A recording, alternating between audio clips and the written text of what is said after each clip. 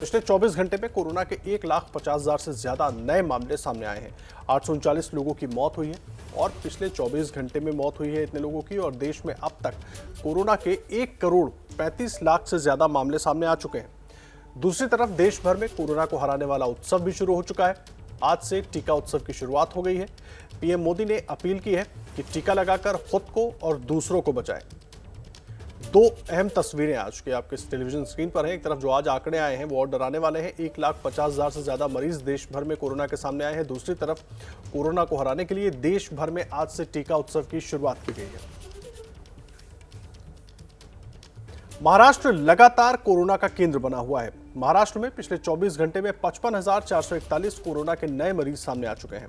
महाराष्ट्र में लॉकडाउन की संभावना के बीच आज CM Uddhav Thackeray corona task force के साथ बैठक करेंगे।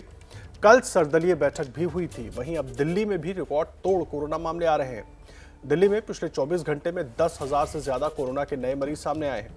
सीएम अरविंद केजरीवाल ने इन आंकड़ों को लेकर आज चिंता जताई। लोगों से कोरोना नियमों के पालन और टीका लगवाने की अपील की है।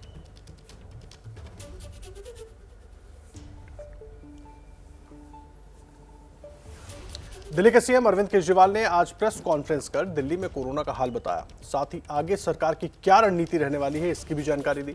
आपको सुनवाते हैं अरविंद केजरीवाल ने क्या कुछ कहा। मिड मार्च तक लगभग 200 से भी कम केस प्रतिदिन आने चालू हो गए थे, इतना कम हो गया था।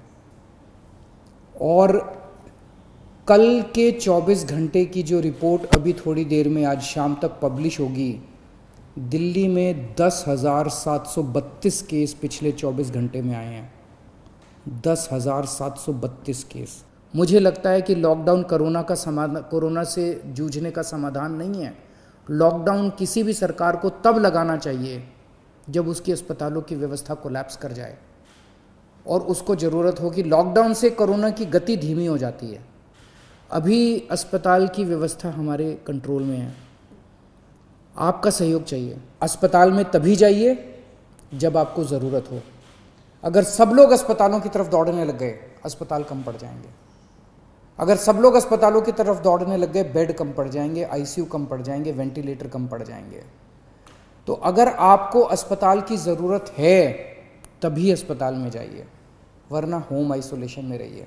दिल्ली के अंदर जो मेरा डेटा है वो ये दिखाता है कि 65% मरीज दिल्ली के अंदर जो अब कोरोना के आ रहे हैं वो 35 साल से कम उम्र के हैं।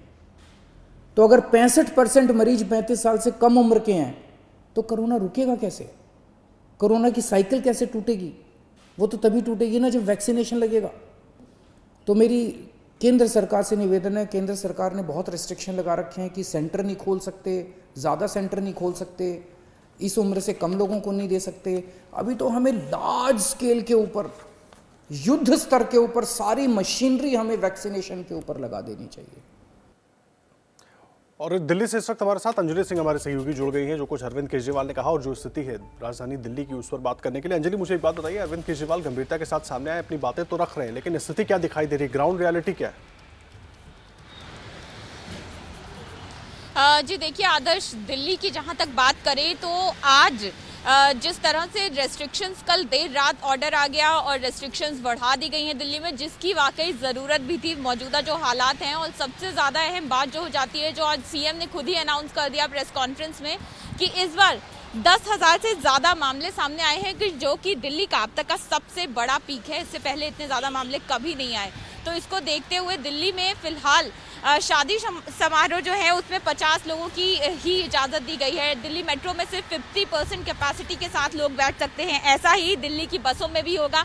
आज रविवार का दिन है, हमने कई इलाकों में भी जाकर देखा, सड़कों पर अमूमन भीड़ कम होती है और बसों में भी भीड़ कम होती है। लेकिन इसका असली असर अब कल देखने को मिलेगा, जब वर्किंग डे होगा, सोमवार होगा, और तब क्या लोग इन नियमों का पालन करते हैं, तब क्या स्थिति होगी। क्योंकि लॉकडाउन की जहां तक बात करें तो सीएम ने आज ये क्लियर किया है कि अगर अस्पतालों में बेड्स की व्यवस्था की जो उन्होंने बात की, मुख्यमंत्री ने कहा कि अगर हालात ऐसे ही खराब होते रहे, अस्पतालों में बेड्स पर चिंता जाहिर की, तो लॉकडाउन लगाने को उन्हें विवश होना पड़ सकता है। ये बात भी उन्होंने कह दी है। नाइट कर्फ्यू पहले ही लगा हुआ है दिल्ली में।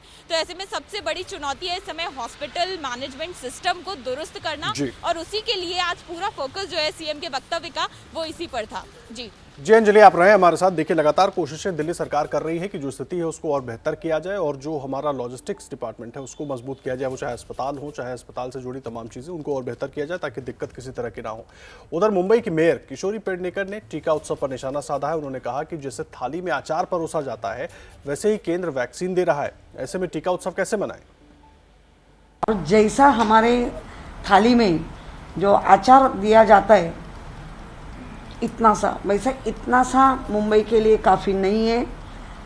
हमारे पंतप्रधान सम्मानीय मोदी सर कहते हैं कि हम लस्सी का उत्सव करेंगे। 100% उत्सव होना चाहिए, लेकिन वो उत्सव होने के लिए उत्साह भी होना चाहिए, उतना मुबलक आना चाहिए तो उत्सव हो सकता है। लखनऊ में कोरोना से मौत के आंकड़ों के बीच शवों के अंतिम संस्कार का संकट खड़ा हो गया है। कल भैंसाकुंड बैकुंठ धाम में कोरोना से मरने वालों के 59 शवों का अंतिम संस्कार किया गया। आज दोपहर 12 बजे तक 22 शव बैकुंठ धाम पहुंचे। आपको दिखाते हैं लखनऊ से संवाददाता संजय त्रिपाठी की रिपोर्ट। इस तेजी से राजधानी लखनऊ में कोरोना संक्रमण बढ़ रहा है, उसी तेजी से मौतों का आंकड़ा भी बढ़ रहा है। मैं इस वक्त भैंसाकुंड शमशान घाट पर खड़ा हूं, जहां आप देख सकते हैं कि ये चिताएं जो लगी हैं, ये कोरोना मरीजों का अंतिम संस्कार किया गया है। ये लगातार आंकड़ा बढ़ता जा रहा है मौतों का। सामने की ओर देख सकते हैं आप, एक चिता जल रही है। चूँकि यहाँ 2 मशीनें लगी हैं जो मेरे बाईं ओर हैं, 2 इलेक्ट्रिक मशीनें हैं जिनमें कोविड प्रोटोकॉल के तहत अंतिम संस्कार कराया जाता है और इस वक्त भी अंतिम संस्कार की क्रिया इन इलेक्ट्रिक मशीनों पर चल रही है। 2 मशीनें थी, दोनों को दुरुस्त कर लिया गया है। अभी कुछ दिन पहले तक एक मशीन पर ही अंतिम संस्कार हो रहा है और जो अधिकारी यहाँ के बता रहे हैं, उनका कहना है कि एक दिन में एक मशीन लगभग 24 शवों का अंतिम संस्कार कर सकती है, क्योंकि 1 घंटा एक शव को अंतिम संस्कार करने में लगता है। फिर उसको सैनिटाइज किया जाता है और फिर उसके बाद वही प्रक्रिया लगातार चलती रहती है। तो इस तरह से अगर जोड़ा जाए तो एक मशीन पर 24 शव दिन भर में जलाए जा सकते हैं, लेकिन स्थिति बद से बदतर होती जा रही है। अधिकारियों से हम बात करेंगे। ये बताइए साहब, क्या स्थिति है? 2 मशीनें आप लोग चला रहे हैं, कितने शवों का अंतिम संस्कार हो रहा है और कितने शव आ रहे हैं कोरोना मरीजों के? नहीं, अभी तो डेली का जो है रूटीन, जो अभी थोड़ा संख्या ज़्यादा हुई है, जिसके अंतर्गत आज हमारे पास में यहाँ पर भैंसाकुंड में 22 बॉडीज़ हैं, जिसमें से 4 हमारी क्रीमेट हो गई हैं, 2 और जल रही हैं। 22 बॉडी कितनी देर में आई हैं? ये रात की बॉडीज़ होती हैं जो सुबह 9:30-10 बजे के आसपास में आती हैं।